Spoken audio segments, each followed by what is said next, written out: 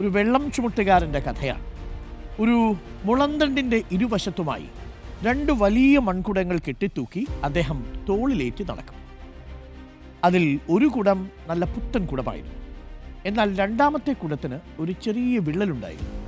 പുഴയിൽ നിന്ന് വെള്ളം നിറച്ച് വീട്ടിലെത്തുമ്പോഴേക്കും നല്ല കുടത്തിൽ വെള്ളം മുഴുവനുണ്ടാവും.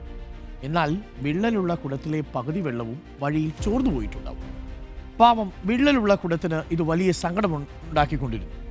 ഒരു ദിവസം സഹികെട്ട് ഈ വിള്ളലുള്ള കുടം നമ്മുടെ യജമാനോട് പറഞ്ഞു, എന്നെ മാറ്റി പുതിയതൊന്ന് വാങ്ങിക്കൂ.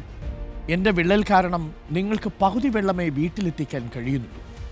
ഞാനൊരു പരാജയമല്ലേ? യജമാനൻ ചിരിച്ചുകൊണ്ട് പറഞ്ഞു, നീ നമ്മൾ നടന്നു പോകുന്ന വഴിയിലൊക്കെ ഒന്ന് ശ്രദ്ധിക്കണം. അടുത്ത ദിവസം ആ വിള്ളൽ വീണ കുടം അവർ കടന്നു പോകുന്ന വഴിയുടെ ഇരുവശങ്ങളും ശ്രദ്ധിച്ചു. വഴിയുടെ ഒരു വശത്ത് മനോഹരമായ പൂച്ചെടികൾ വളർന്നു നിൽക്കുന്നു. യജമാനൻ പറഞ്ഞു, നിനക്ക് വിള്ളലുണ്ടെന്ന് എനിക്കറിയാമായിരുന്നു. അതുകൊണ്ട് ഞാൻ ആ വശത്ത് പൂച്ചെടികളുടെ വിത്തുകൾ വിതറി. ഓരോ ദിവസവും നമ്മൾ നടന്നു വരുമ്പോൾ നീ അറിയാതെ ആ വിത്തുകൾക്ക് വെള്ളമൊഴിച്ചു. ഇന്ന് ഈ വഴി ഇത്ര മനോഹരമാകാൻ കാരണം നിന്റെ ആ വിള്ളലാണ്. മറുഭാഗത്ത് നോക്കൂ, ഇപ്പോഴും മരുഭൂമിയാണ് കേട്ടോ.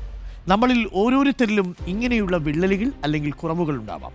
ചിലപ്പോൾ നമുക്ക് സംസാരിക്കാൻ പേടിയുണ്ടാവാം, അല്ലെങ്കിൽ പഠിക്കാൻ പ്രയാസമുണ്ടാവാം, അല്ലെങ്കിൽ കാണാനത്ര ഭംഗിയില്ല എന്ന് തോന്നിയേക്കാം, വലിയ ഊർജ്ജവും ഉന്മേഷവും ഒന്നും ഇല്ല എന്ന് തോന്നിയേക്കാം. എന്നാൽ മറ്റൊരാൾക്ക് പകരമാകാൻ കഴിയാത്ത വിധം നമ്മളെ സവിശേഷനാക്കുന്നത് ഈ കുറവുകൾ കൂടിയാണ്. കമ്പൻസറ്ററി ബിഹേവിയർ എന്ന് പറയുന്ന മറ്റൊരു ടാലൻറ്റ് നിങ്ങളുടെ ഉള്ളിലുണ്ടാവും.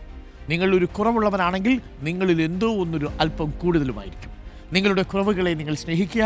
കാരണം ആ കുറവുകളിലൂടെയാണ് ഈ ലോകത്തിന് വേണ്ട ചില നല്ല കാര്യങ്ങൾ സംഭവിക്കുന്നത്. ആർക്കും പകരമാവില്ല. നിങ്ങൾ മറ്റൊരാളാകാൻ ശ്രമിക്കുമ്പോൾ നിങ്ങളിലൂടെ വിരിയേണ്ട പൂക്കളാണ് ഇല്ലാതാകുന്നത്.